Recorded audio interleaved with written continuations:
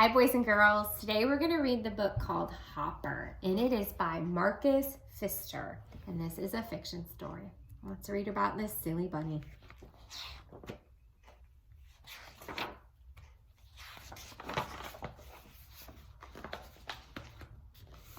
Wake up, Hopper.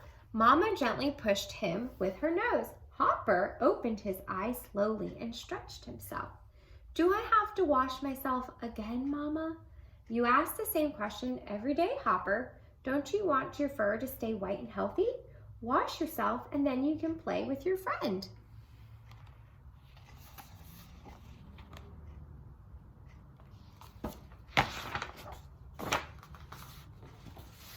These are pretty pictures of watercolors.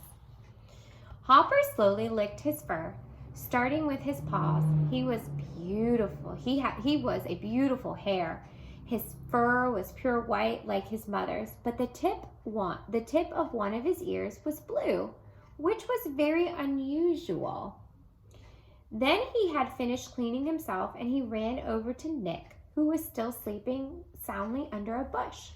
Hopper tickled his nose and tapped his ears, but when Nick refused to wake up, Hopper just pulled him out from under the bush. And there he is. Can you see his ears? That they're different colors. There's another picture on this side, and I'll show it to you. You can probably see right there. His ear tips were different colors.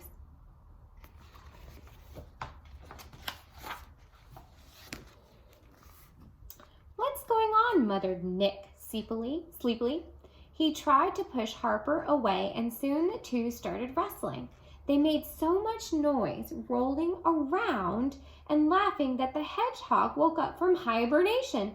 Hey, stop that noise, he yelled. I still have a month left to sleep.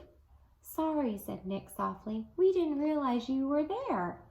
Wrestling in the snow had made Hopper hungry. What is there to eat? He asked his mother, who was hopping by.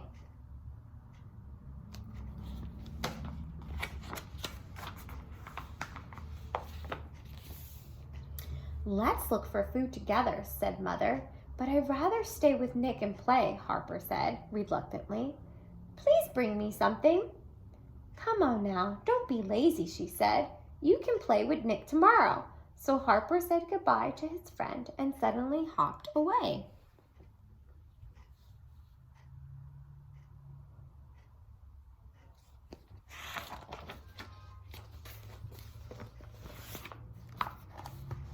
Mama, wait, my paws are freezing. The snow is so cold. I know it's cold, but it's also white, like we are, so it's easier for us to hide from other animals.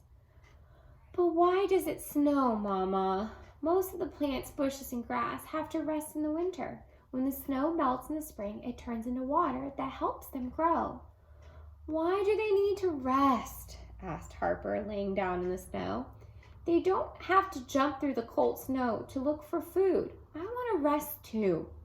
Suddenly, Mama looked up and saw a falcon swooping down at them. Uh-oh, there it is. Do you see it? Way up in the sky. Let me see if I can point to it. Right there. And there's Mama and Hopper. Uh-oh. Run, she screamed. Run as fast as you can to the forest and hide in the bushes. Hopper bounded away with his mother and ran back and forth across the field to distract the falcon. Uh-oh.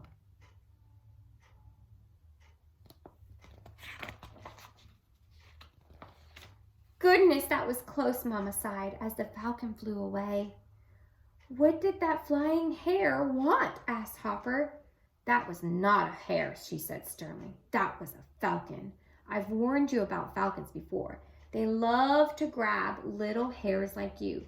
That's why I've been trying to teach you how to run back and forth across the open fields. But how could he see us? He was flying so high in the sky. Falcons have very strong eyes, his mother replied. They're as dangerous as foxes. Come on, let's run back across the field. There they are, and there's the falcon up in the sky. Ooh, that was a close one.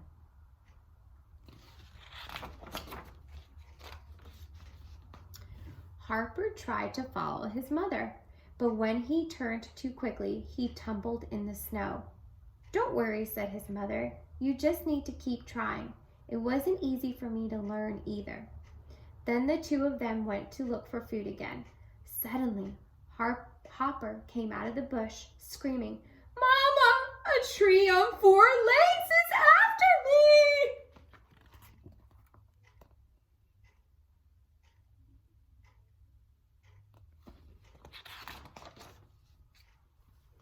His mother just laughed. "That's not a tree, that's a stag." "A stag?" Hopper repeated thoughtfully. "Will his branches grow leaves in the spring?" "Those aren't branches," said his mother patiently. "Those are called antlers." "What does a stag need antlers for, Mama?" "To defend himself against enemies. And when he is hungry, he uses them to dig in the ground to find food." "I wish I had antlers," Hopper said quickly. "I'm starving." You guys can now call stags or deer trees. That's pretty funny, isn't it? "Here we are," said his mother. "This bark is very tasty." "I don't like it," said Harper, frowning. "It's so wet and cold. I'd rather eat some berries." "There won't be berries until spring," she said. "So eat your bark like a good boy." So there they are, chewing on the bark. What do we see over there? What does those look like over there? Those look like wild boars, or pigs.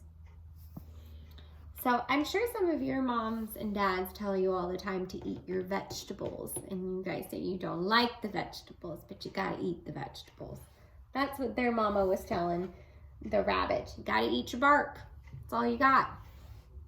So there they are. Maybe those are his vegetables. When the two of them were full, they started to hop back home. The sun was going down, and soon it would be dark. "How far is it, Mama?" asked Harper. "Will we be there soon? I'm tired." "Don't worry, it's not far." There he is eating his bark. And there they are hopping, and I see some really cute little chicks over there. See if you can see it. I'll zoom in really close. And there they are.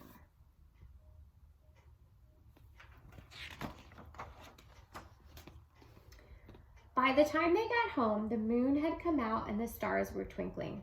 "Will the snow go away?" Harper asked as he lay down. "Yes," Mama said, as she gently stroked his back. "In spring, when the sun gets warmer, the snow will melt.